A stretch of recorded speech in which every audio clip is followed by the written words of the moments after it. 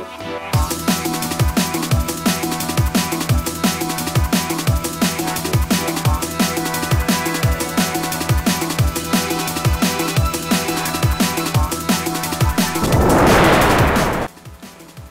alaikum, my name is Afifa Khawaja and welcome to Crescent International's Global Forum. On June 13th, the New York Times reported that vast deposits of precious metals such as gold, lithium, copper, and other minerals were discovered in Afghanistan. What is the significance of these finds? The discovery of these precious metals is extremely important for a variety of reasons. Number one, Afghanistan is an extremely poor country, so if there are these deposits of lithium and gold and copper, the estimates are that these deposits are worth $1 trillion. Now, considering that Afghanistan's total gross domestic product at the present time is something like $356 million, so $1 trillion is a lot of money for Afghanistan. And but that has more than the deposits that are discovered. It has important international implications.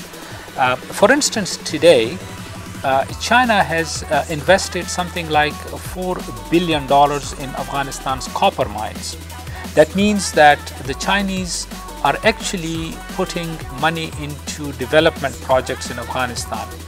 Now, the US has spent about $1 trillion in Afghanistan, but most of this money has gone into military campaigns and military attacks on the Afghan people. So if now we see that there are such vast deposits that have been discovered in Afghanistan, this would probably give an even greater incentive to the Americans to stay in Afghanistan and not leave the country. And so it has very grave implications for the future of Afghanistan.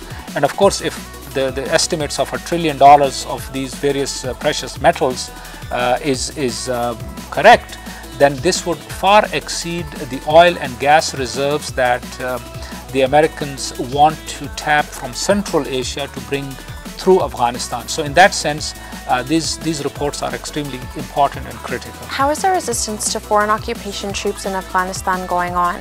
And do you see any prospects of peace in the near future? According to latest reports, the resistance is spreading throughout the country. This is something that the Americans are extremely concerned about. We are talking now, we are in the middle of June. And although the Americans had planned a massive operation in Kandahar province, that has been postponed because there is great resistance from among the people to this operation. And we also saw within the last few weeks, or in fact the last week, that at least 30 or so American soldiers have been killed in 1 week in Afghanistan. That means that the resistance is intensifying. Kabul is under siege. The surrounding provinces have been taken over by the Taliban. According to some estimates, the Taliban now in fact have operations in at least 97% of the country.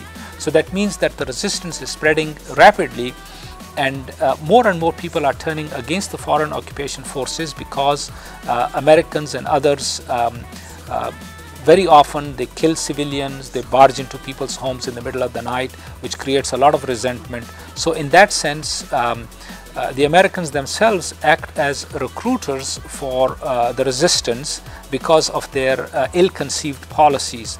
And the fact that very little economic progress has been made in Afghanistan, that means that more and more people in Afghanistan are joining the resistance. They may not necessarily be Taliban fighters or Taliban supporters, but they feel that the foreign occupation forces are not really helping them, so they want to get rid of them. They want to say to them that you should leave our country. It's an interesting point that you bring up in the previous question that you answered. But isn't it a possibility that civil war might break out if the American troops leave Afghanistan?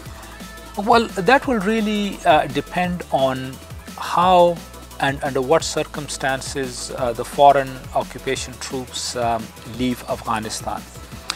If, let's say, and this is something that appears more and more likely, that ultimately the Americans would have to strike a deal with the Taliban, and that is what the Afghan President Hamid Karzai has been pushing for. And at the beginning of June there was a Loya Jirga, which means a grand assembly of about 1600 Afghan elders and other leaders, etc. And they specifically endorsed negotiations with the Taliban. If that comes to fruition, then that means that there would be a peaceful transition and a peaceful transfer of power.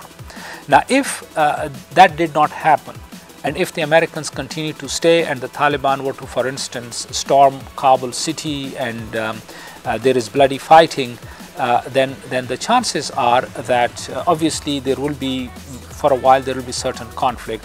But I have faith in the Afghan people in the sense that even though they may fight among themselves, but ultimately they come to some kind of an understanding. And so they will be able to resolve their differences, and they will be able to give and take, as they have done historically, that they fight amongst themselves and yet they sit down and they talk and discuss and ultimately settle their differences through what is called a jirga.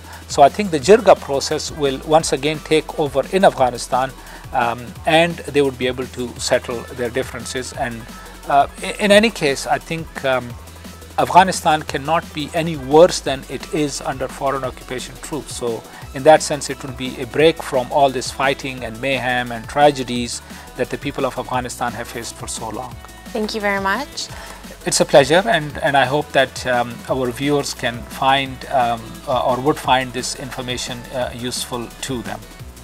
Thank you very much for joining us, everybody. Assalamu alaikum.